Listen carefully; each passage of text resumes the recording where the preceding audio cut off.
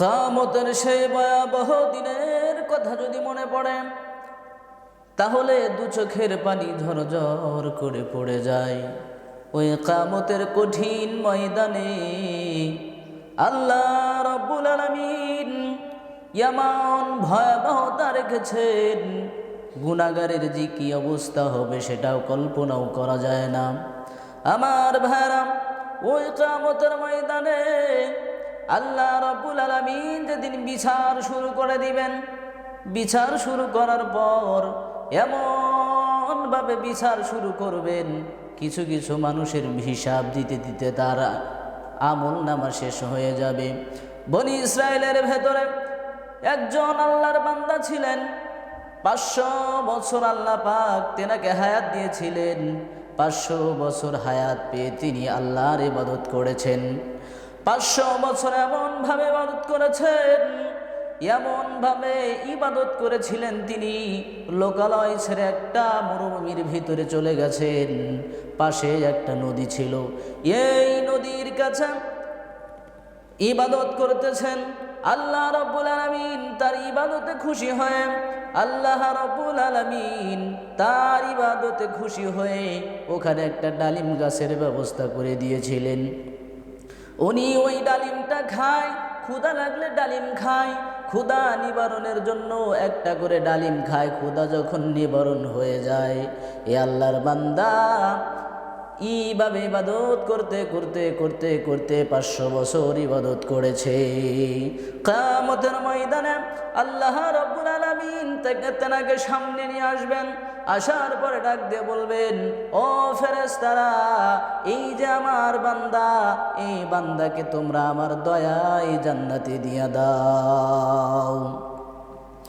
এই কথা বলার সাথে সাথে এই 500 বছরের ইবাদতকারী বান্দা ডাক দিয়ে বলে, আল্লাহ, আমার যদি তোমার দয়ায় জান্নাতে যেতে হয় তাহলে আমার 500 বছরের ইবাদত কোথায় গেল? আল্লাহ রাব্বুল আলামিন আবার ডাক দিয়ে বলবেন, ও ফেরেশতারা, যাও যাও, আমার এই বান্দারে 500 বছর ইবাদত করেছে, আমার দয়ায় জান্নাত দিয়ে দাও। এই 500 বছর ইবাদতকারী বান্দা আবার ডাক দিয়ে বলবে, আল্লাহ, আমি যদি তোমার দয়ায় জান্নাতে যেতে হয়, আমার যদি তোমার দয়ায় জান্নাতে যেতে হয় তাহলে আমার 500 বছরের ইবাদত কোথায় গেল? আমি 500 বছর ইবাদত করেছি, তাহলে আমার লাভ হলো কি? আল্লাহ রাব্বুল আলামিন ডাক দিয়ে বলবেন, ও ফেরেশতা, আমার এই বান্দাকে আমার দয়ায় জান্নাতে দিয়ে দাও। এই 500 বছর ইবাদতকারী বান্দা আবার ডাক দিয়ে বলবে, আল্লাহ, আমার যদি তোমার দয়ায় জান্নাতে যাওয়া লাগে তাহলে আমার 500 বছরের ইবাদত কোথায় গেল? আমার 500 বছরের ইবাদত কোথায়? আমি তোমার দয়ায় জান্নাতে কেন যাব? আল্লাহ রাব্বুল আলামিন ওই সময় ডাক দেবেন, বান্দা, 500 বছরের হিসাব আমি তোমারে দিতেছি। বান্দা, তোমার যে আমি 2টা চক্ষু দিয়েছি, একটা চক্ষু দিলে কিন্তু তুমি দেখতে পাইতা।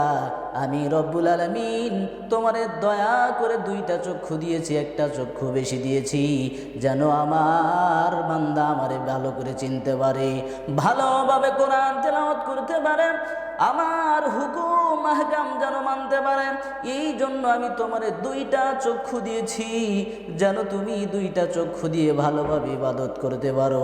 রে বান্দা, তোমার 2টা হাত লাগবে না, আমি যদি একটা হাত দিতাম তাহলে তোমার একটা হাত দিয়ে চলতো।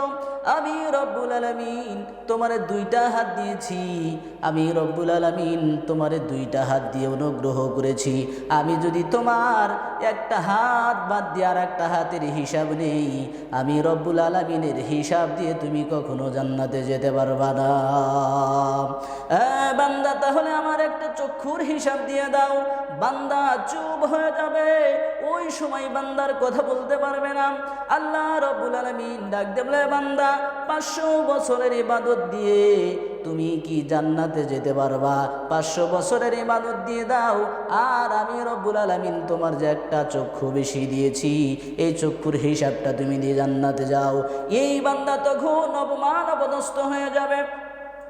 ও ওই সময় ডাক দিলেন, আল্লাহ আমি ভুল করেছি, আসলে আমি তোমার দয়াই জান্নাতে ছাড়া আর যেতে পারবো না। আল্লাহ রাব্বুল আলামিন বলবে, ও বান্দা যা যা যা, এখন তুই জাহান্নামের ভেতরে চলে যা। ওই কঠিন কিয়ামতের ময়দানে আল্লাহ রাব্বুল আলামিন যাকে দয়া করবেন সেই ব্যক্তি জান্নাতে যেতে পারবে। আর যে ব্যক্তিকে আল্লাহ দয়া করবেন না, যত ইবাদত গুজার হও, যত ইবাদত করো, একটা মানুষ আল্লাহর দয়া ছাড়া জান্নাতে যেতে পারবে না। ওই কিয়ামতের ভয়াবহ অবস্থায় এমন হবে, সমস্ত মানুষ কিয়ামতের ময়দানে নাফসি নাফসি নাফসি নাফসি বলতে থাকবে। সমস্ত নবীরা নাফসি নাফসি বলতে থাকবে। সমস্ত নবীরা পেরেশানের ভেতরে থাকবে। একমাত্র আমার নবী, আপনার নবী, সরদারে দুজাহান, কানাতের নবী রাসূলুল্লাহ সাল্লাল্লাহু আলাইহি ওয়াসাল্লাম কিয়ামতের ময়দানে তিনি একমাত্র বলবেন, ইয়া উম্মতি ইয়া উম্মতি ইয়া উম্মতি। সমস্ত নবীরা যেখানে পেরেশানে, আমার নবী, আপনার নবী ওইখানে পেরেশানে থাকবে উম্মতের জন্য। আর সমস্ত নবীরা থাকবে নিজেদের বাঁচানোর জন্য, তারা পেরেশানি থাকবে। আল্লাহ এই ভয়াবহর দিনে আমি আমার মারে চাই না। সমস্ত নবীরা বলবে, আমি আমার মাকে চাই না, আমি আমার বাবারে চাই না, আমি আমার সন্তানরে চাই না, আমি দুনিয়ার কোনো কিছু চাই না। আল্লাহ তুমি আমারে বাঁচাও, আমারে বাঁচাও। ওই ভয়াবহ অবস্থায় একজন মা তার সন্তানকে চিনবে না, বাবা তার সন্তানকে চিনবে না, সন্তান বাবাকে চিনবে না, সন্তান মাকে চিনবে না। এই জন্য আল্লাহ রাব্বুল আলামিন কোরআনের মধ্যে বলেছেন, ইয়াউমা ইয়াফিরুল মারউ মিন আখিহি ওয়া উম্মিহি ওয়া আবিহি ওয়া সাহিবাতিহি ওয়া বানিহি লিকুল্লি ইমরিইম মিনহুম ইয়াউমাইযিন শাআনুন ইউগনি। ওই কিয়ামতের ময়দানে কোনো মানুষকে চিনবে না, বাবা মার কোনো পরিচয় থাকবে না, ছেলে সন্তানের কোনো পরিচয় থাকবে না। ওই সময় সকলেই বলবে, নাফসি নাফসি নাফসি, আল্লাহ আমারে বাঁচাও, আমারে বাঁচাও। ওই সময় আমার নবী, আপনার নবী সেজদায় পড়ে যাবে। সেজদায় পড়ে ডাক দিবে আল্লাহ রাব্বুল আলামিন ডাক দিয়ে বলবে, হ্যাঁ নবী, দুনিয়াতে আপনারে আমি অনেক কাঁদিয়েছি, আজকে কেন আপনি কাঁদেন? আজকে কেন আপনি কাঁদবেন? আপনি মাথা উঠান। রসুল ডাক দেবেন, আল্লাহ আমি জানি না আমার উম্মতের কি অবস্থা। আল্লাহ রাব্বুল আলামিন ডাক দিয়ে বলবেন, ইয়া রাসূলুল্লাহ, হ্যাঁ পয়গম্বর, আপনি মাথা উঠান, আপনি সুপারিশ করতে থাকেন, আমার বান্দাদের আপনি সুপারিশ করতে থাকেন, সুপারিশ করে করে করে করে আপনি জান্নাতে নিয়ে যান।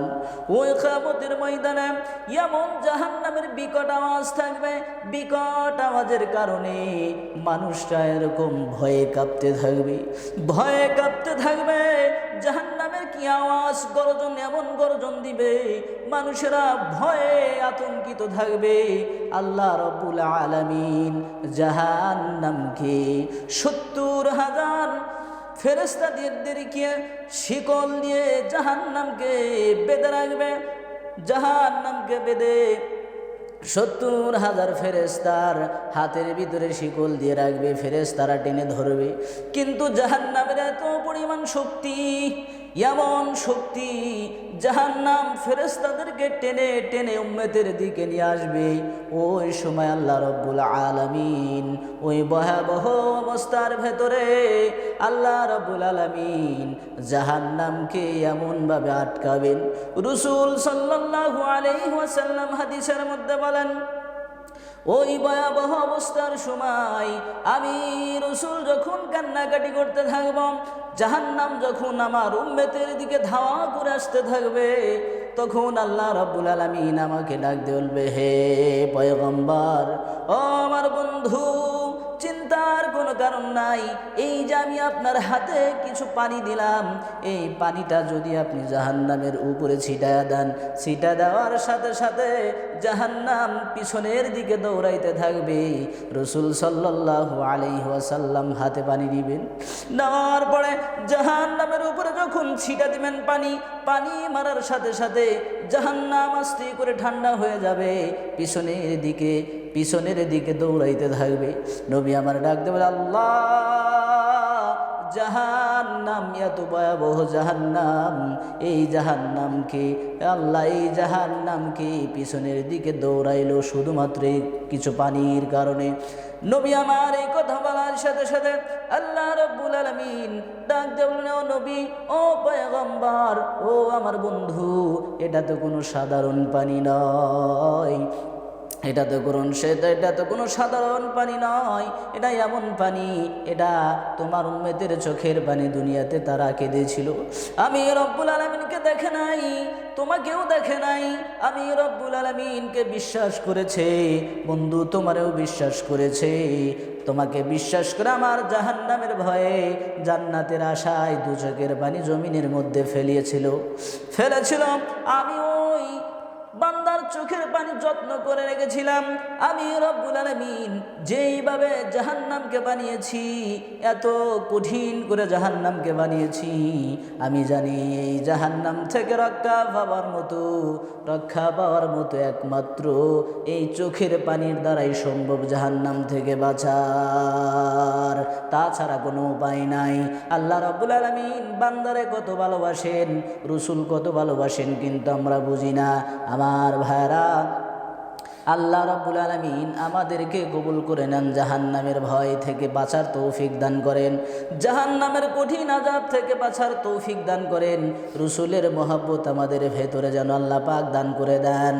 আমার ভাইরা, আল্লাহ রাব্বুল আলামিন জাহান্নাম যেইভাবে বানিয়েছেন, জাহান্নামের কথা আল্লাহ রাব্বুল আলামিন কোরআনের 30 পারার ভেতরে, 30 নম্বর পারার ভেতরে সব জায়গায় জাহান্নামের আলোচনা করেছেন। এমন অবস্থা জাহান্নামের, আল্লাহ রাব্বুল আলামিন আমাদেরকে জাহান্নাম থেকে রক্ষা করার তৌফিক দান করেন।